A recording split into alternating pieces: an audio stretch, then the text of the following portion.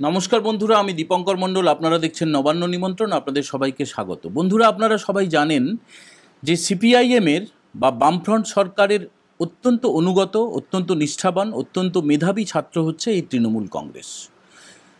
যে বাম নেতারা বা যে সিপিআইএম নেতারা এখন বড় বড় কথা বলেন যে তাদের আমলে নাকি স্কুল সার্ভিস কমিশনের পরীক্ষায় কোনো দুর্নীতি হয়নি, সেই মুখোশ খুলে দিয়েছে সিএজি। ক্যাগ রিপোর্টে আপনারা দেখলে পরিষ্কার বুঝতে পারবেন, বিশেষ করে একদম শেষের দিকে 10th RLST এবং 11th RLST অর্থাৎ রিজিওনাল লেভেল সিলেকশন টেস্টে হাজার হাজার নিয়োগ হয়েছে দুর্নীতিগ্রস্তভাবে, এবং সেখানে কারো নাম্বার বাড়িয়ে দেওয়া হয়েছে, কারো পার্সোনালিটি টেস্টে ডাকা হয়েছে, কারো জেন্ডার ডিসক্রিমিনেশন করা হয়েছে, কারো কাস্ট ভুলভাল রয়েছে।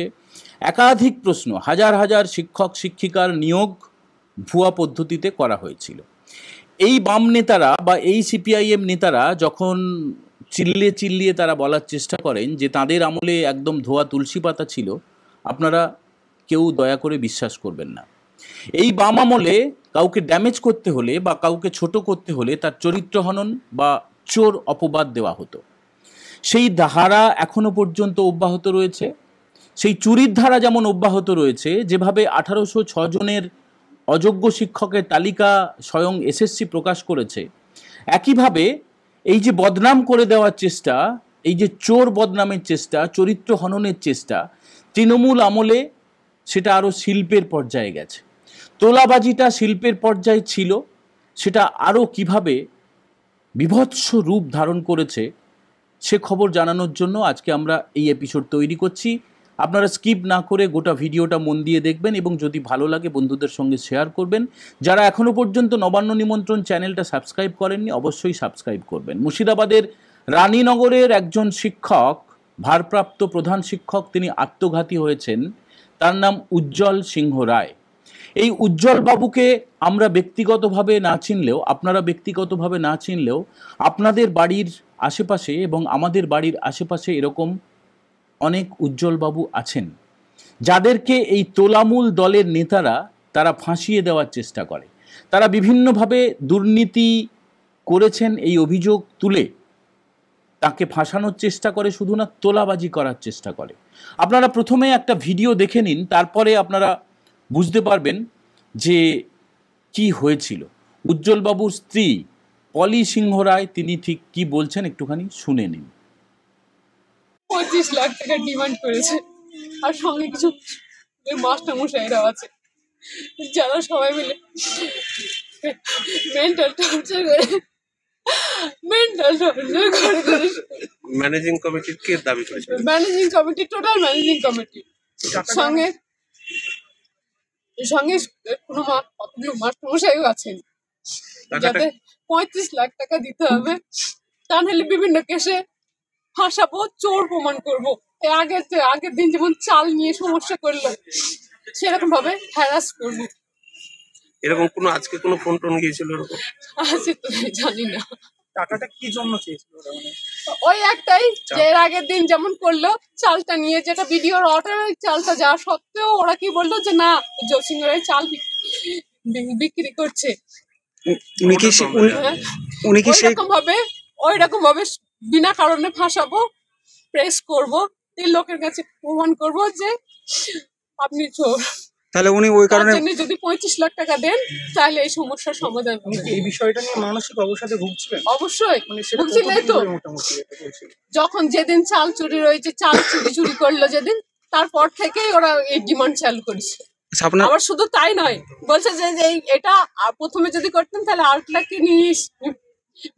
মীমাংসা করে দিতাম, কিন্তু এখন 35। আপনি যদি দেরি করেন ওটা 50 লাখ পর্যন্ত উঠবে। টাকাটা পুরোপুরি অবৈধভাবে চাইছে। তোমার নাম বলো। পলি সিংহ রায়। কেউ কি কোনো নাম মানে মধ্যবিত্ত তারা না, আমাদের কাছে পয়সা, আমাদের কাছে বাড়ি গাড়ি, তার চেয়ে বেশি মূল্যবান হচ্ছে আমাদের কাছে চরিত্র।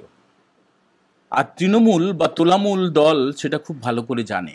এই কারণে তারা প্রথমেই চেষ্টা করে যে যারা তাদের বিরুদ্ধে, তাদের চরিত্রটা হনন করো, তাদেরকে চোর অপবাদ দিয়ে দাও। তাদেরকে নোংরা জঘন্যভাবে সামাজিকভাবে বয়কট করো।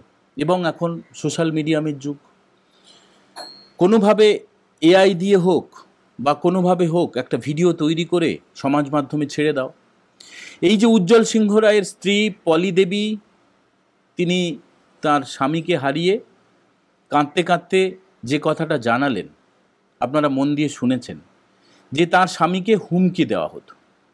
আমরা খোঁজখবর নিয়ে যেটা জানতে পেরেছি যে স্থানীয় তৃণমূলের নেতারা, যে স্কুলে উজ্জ্বলবাবু চাকরি করতেন সেই স্কুলের তৃণমূলের যে পরিচালন সমিতি, তৃণমূলের সমর্থিত যে শিক্ষকরা আছেন, স্থানীয় যে তৃণমূলের বিধায়ক, সবাই মিলে একটা নেক্সাস তৈরি করা হয়েছিল। এবং সেখান থেকে এই উজ্জ্বলবাবুকে বেছে নেওয়া হয়েছিল। সাধাসিধে ভালো মানুষ, এলাকায় প্রচণ্ড জনপ্রিয়। আপনারা এই মুহূর্তে স্ক্রিনে আমি একটা ছবি দিয়ে দেবো যে উজ্জ্বলবাবু আত্মঘাতী হওয়ার পরে কত মানুষ তার টানে তাকে শেষবারের মতো দেখার জন্য জড়ো হয়েছেন। দেখুন, স্ক্রিনের পাশে আমি স্ক্রিনটা দুভাগ করে দিয়েছি, আপনারা দেখছেন কত মানুষ তাকে ভালোবাসেন। তার প্রাক্তন ছাত্রছাত্রীরা, স্থানীয় মানুষজন, তার পরিচিতরা, আত্মীয়রা, এরাও এই সমাজের। তারা সবাই প্রতিবাদ করছেন, তারা বিচার চাইছেন। এবং স্থানীয় থানাতে পলি দেবী অভিযোগ দায়ের করেছেন পরিচালন সমিতির সভাপতি সহ 4 জনের নামে, সবাই তৃণমূলী। আমরা চাই এই ঘটনার পূর্ণাঙ্গ তদন্ত হোক। যারা এই মৃত্যুতে প্ররোচনা দিয়েছে, এই আত্মহত্যায় প্ররোচনা দিয়েছে, তারা ধরা পড়ুক, তাদের শাস্তি হোক। কিন্তু যারাই শাসক, তাদেরই পুলিশ, যারা অত্যাচার করলো, যে কারণে এই শিক্ষকের প্রাণ চলে গেল, এটা সামাজিকভাবে সবার জানা উচিত। এই কারণে আমরা এই কন্টেন্টটা তৈরি করছি। আপনাদের আশেপাশেও প্রচুর শিক্ষক বন্ধু রয়েছেন, আমাদের ব্যক্তিগতভাবে প্রচুর মানুষ আছেন যারা পেশায় শিক্ষক। তাদের কাছে আমরা শুনি যে সামান্য ছুতোয়, সামান্য নাতায়, সামান্য অজুহাতে কিভাবে তাদের উপরে আক্রমণ নেমে আসে স্থানীয় তৃণমূলের যারা মাতব্বর, যারা গুন্ডা, যারা দুষ্কৃতী। আপনারা সবাই সজাগ থাকবেন, সতর্ক থাকবেন। আপনাদের কাছে একটাই প্রার্থনা যে হুজুগে কাকে কান নিয়ে গেছে তা বিশ্বাস করবেন না। কোনো শিক্ষককে বা যে কোনো পেশার মানুষকে এই তোলামূলের নেতারা, তারা পরোক্ষে বা প্রত্যক্ষভাবে যদি বদনাম করার চেষ্টা করে, কোনো অপবাদ দেওয়ার চেষ্টা করে, বারবার বিষয়টা ভাববেন, খতিয়ে দেখবেন।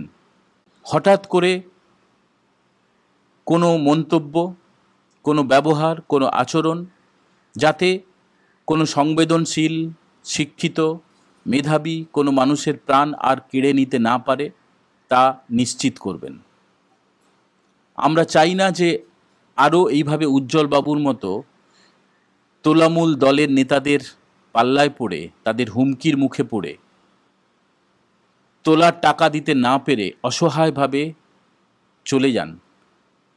তার স্ত্রী, সন্তান এই মুহূর্তে চোখের জল সম্বল করে শুধুমাত্র বিচার চাইছেন। আমরা উজ্জ্বলবাবুর পাশে আছি। আপনারা এই ঘটনাকে কি চোখে দেখছেন অবশ্যই জানাবেন।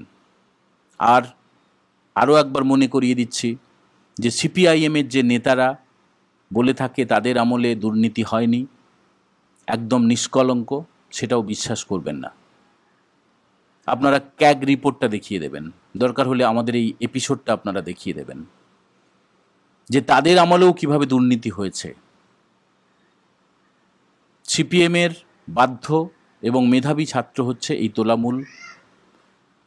তারা তোলাবাজিটা এমন পর্যায়ে নিয়ে গেছে যে নিরীহ মানুষ যারা তর্ক করতে পারেন না, লড়াই করতে পারেন না, সহ্য ক্ষমতা হারিয়ে ফেলে তারা শেষ পরিণতির দিকে এগিয়ে যান। বন্ধুরা, আপনারা সবাই ভালো থাকবেন, সতর্ক থাকবেন। আজকের মতো এই এপিসোড আমরা এখানেই শেষ করলাম। জয় হিন্দ, বন্দে মাতরম।